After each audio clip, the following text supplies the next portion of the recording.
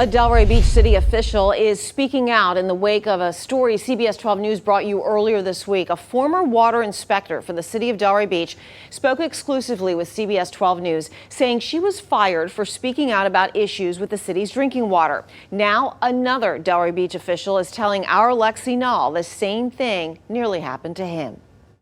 Unfortunately, we've seen a pattern in Delray over the last few years of these retribution politics, which have... Rob Long is a veteran local leader and Delray Beach resident. He was elected to the Palm Beach Water and Soil Conservation District almost 7 years ago, and he's the longest serving member of the Delray Beach Planning and Zoning Board.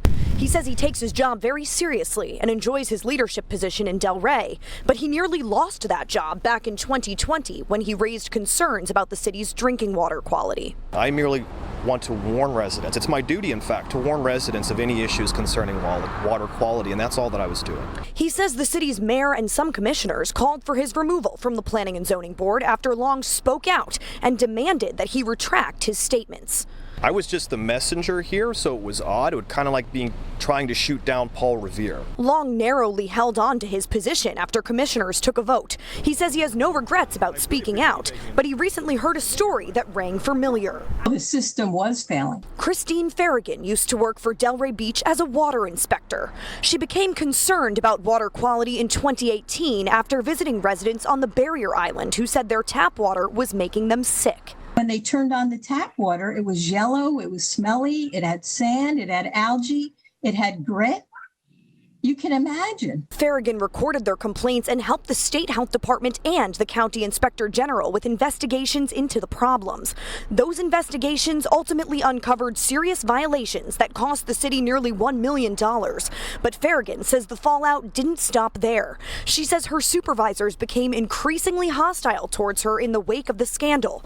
And she tells us that both she and her son, another city employee, were fired without notice after she spoke out. The culture is so bad at the city of Delray. Everyone who wants to say something is fearful of retaliation, and nobody wants to lose their job. Long, too, is concerned that the city is now engaging in a dangerous pattern. It's really surprising, and it's really disappointing that a city employee feels like they can't speak up when there's a matter of concern with public safety.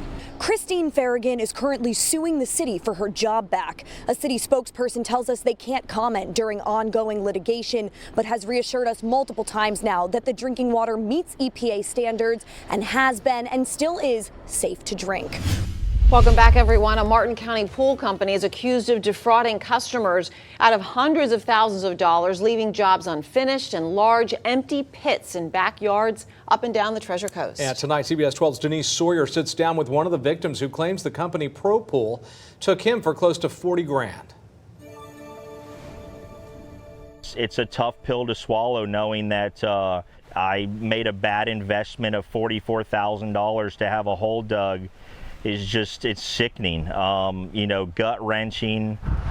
Roger Klein shows CBS 12 News what's left of his backyard. Well, this is where our oasis was supposed to be. He claims to be one of thousands of homeowners on the Treasure Coast who say they've lost thousands of dollars paying for pools that have never been completed. Tens of thousands of dollars.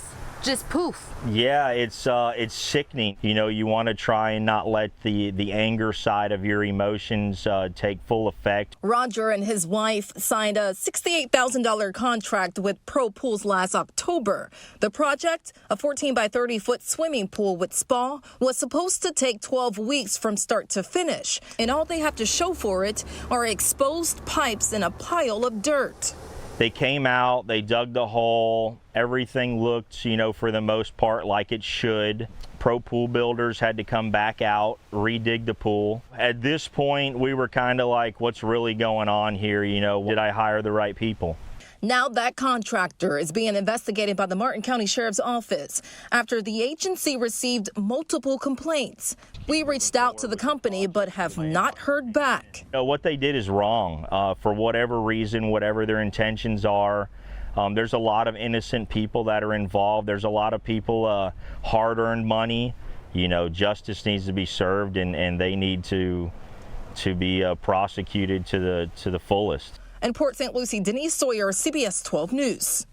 Martin County Sheriff's Office says if this company, Pro Pool, has taken your money without doing the promised work, you should definitely come to the Sheriff's Office to fill out a report. But they can only take that report if the pool or construction of the pool was in Martin County. If you're in a neighboring county and you use Pro Pool, you're going to need to take your case to local law enforcement there. Boynton Beach police are warning the public about a man who raped a woman early Sunday morning. Police are concerned he might strike again and victimize someone else. CBS 12's Al Peffley joins us live near where the attack happened in Boynton Beach. Al?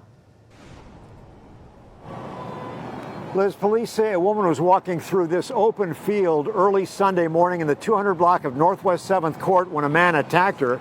They have come up with this sketch of what they believe the attacker looks like, and they're hoping that somebody out there recognizes this guy.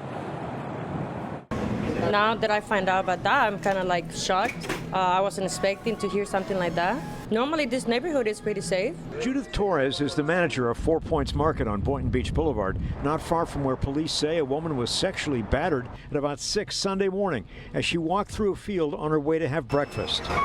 The convenience store opens up at 5 a.m. every day, and she wants to make sure her employees are safe when they come to work. Now we're going to be more aware. You know, we need to be checking. We need to keep looking, because you don't know when it's going to happen. You don't know what's going to happen. Boynton Beach police have released this sketch of what the attacker looks like. This is the guy that police are looking for. Does it look like someone maybe you've seen before? No, I don't recognize this person. The attacker is described as a black male, medium build, between 50 to 60 years old, with bushy eyebrows and a salt and pepper beard. Police say he has a pointed nose, a small scar on his right cheek, he's missing several lower teeth, and he walks with a limp. Our priority is identifying this individual and taking him into custody. Do you recognize this guy? Exactly, no. Have you seen this man? Do you know this man by any chance? I don't know that man, and they'll certainly keep an eye out for us. Neighbors say if there's a guy on the loose who sexually attacked a woman, they hope police will get him off the street. I'm shocked. I'm amazed. We don't normally have those kind of things happen around here. It's scary.